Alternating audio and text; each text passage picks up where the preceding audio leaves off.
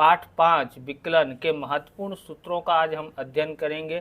सूत्र है यहाँ पर y बराबर एफ ऑफ एक्स लिखा जाता है। एफ ऑफ एक्स मतलब है एफ ऑफ एक्स की जगह पर यहाँ पर आपको y भी लिखा हुआ मिल सकता है। y हो तो dy x का उपयोग करना है, और एफ डैश ऑफ एक्स लिखा हो तो उसको dy dx भी कहते हैं।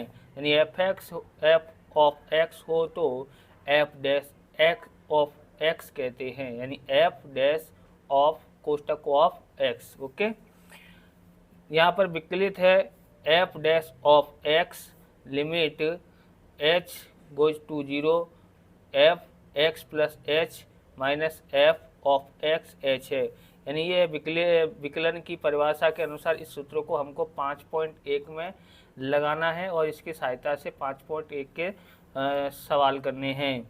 आगे इनको उपयोग करेंगे। यदि y बराबर x की n घात हो तो क्या सूत्र लगा सकते हैं?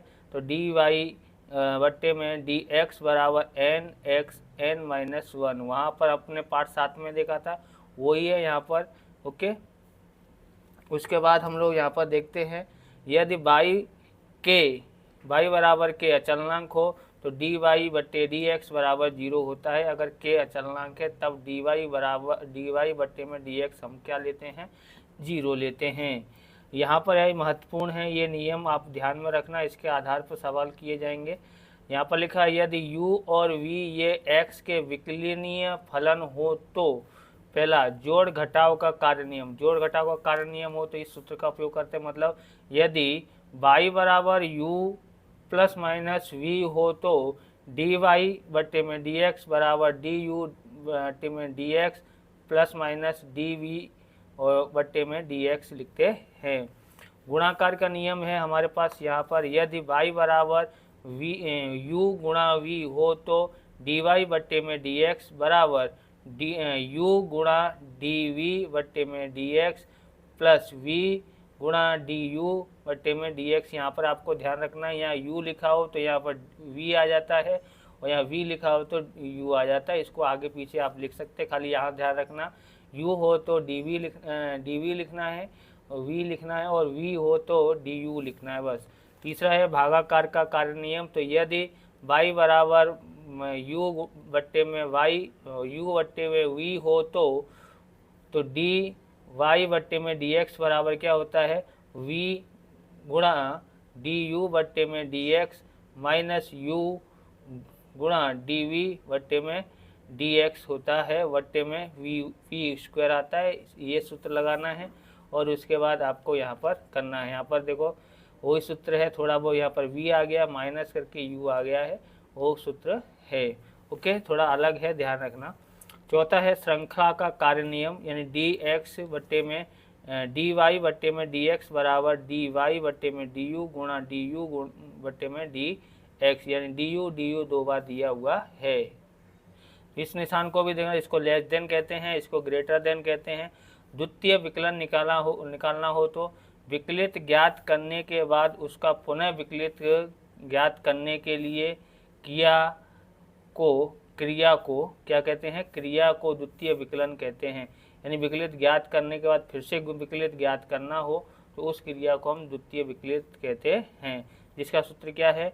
d की 2 घात y बट्टे में dx की 2 घात बराबर f, यहाँ पर डबल डैश ऑफ x लिखा जाता है। y का फलन हो तो du y बट्टे में dx की 2 घात।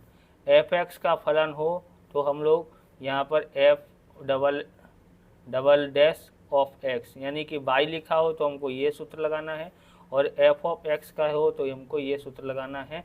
बराबर, दोनों एक ही है, खाली वहाँ पर सवाल में जो लिखा होगा उसके आधार पर हमको ये दोनों चीज़ लिखनी है। y लिखा हो तो ये से करना है, और क्रिया तो दोनों एक ही हैं। ओके, अब यहाँ पर देखते हैं बढ़ता फलन और घटता फलन के बारे में। यदि dy बट्टे में dx या f डैश ऑफ x का आंसर मिनिमाइज हो यानी माइनस में आए तो उसकी घटता फलन कहते हैं, जिसे f dash of x less than 0 कहते हैं। यदि dy बट्टे में dx या f डैश ऑफ x का आंसर प्लस में आए तो उसका बढ़ता फलन कहते हैं F dash of x greater than 0 कहते हैं। फलन के महत्तम और न्यूनतम मूल्य ज्ञात करने के नियम।